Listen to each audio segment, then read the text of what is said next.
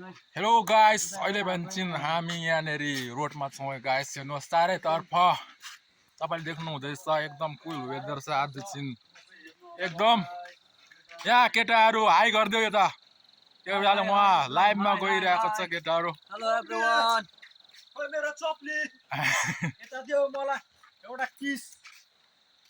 Handsome केटा छ है हाम्रो केटाहरू। केटीहरू त कुन कुनलाई चाहियो यहाँ भन्यो होला यार कमेन्टमा। फ्यामिली प्याक्स हेर्ने कि 6 प्याक छ उसको। प्याक्स हेर्ने के हेर्ने भनिहालो, दिइहाल्छु है। नभए त नम्बर पनि नोट गरिराखो। एक सकियो त सकियो त अरे।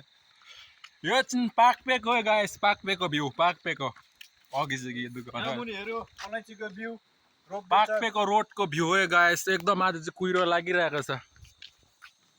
स्नोफल पनि हुन आँटेको छ है गाइस। स्नोफल रमाइलो छ, एकदम रमाइलो, एकदम एन्टरटेनमेन्ट। एउटा केटी भएर यसो अङ्गलो मारेर जाने थियो, तर छैन। के गर्नु, जिन्दगी एक्लै छ। गाह्रो है, एकदम गाह्रो छ है जिन्दगी, एकदम गाह्रो छ। आउनु मन लागेन आइदिउँ है, हामी रेडी छु है यहाँ अगाडि।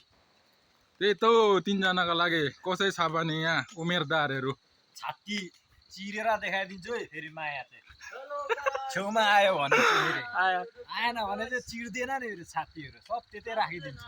को आउन चाहन्छ होइन, यसो अब केटीहरू कमेन्टमा लेख्नु, कमेन्टमा फटाफट हो। एकदम भ्याकेन्सी खुला छ है। छाती चिरेर देखाइदिन्छु, ठोकी ठोकी भन्छु हामी चाहिँ छोरा मान्छे। इन्द्र एकदम क्लाउडी छ, यता भ्याकेन्सी छ तिम्रो? भ्याकेन्सी छैन नि हो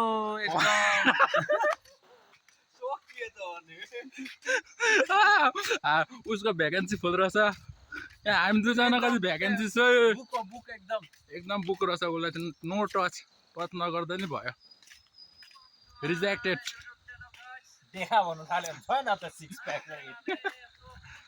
ल आजको भ्लग चाहिँ यति नै हो। कमेन्ट गर्नु होला एकदम को कोलाई चाहिएको छ होइन। So till then see you in the next vlog guys.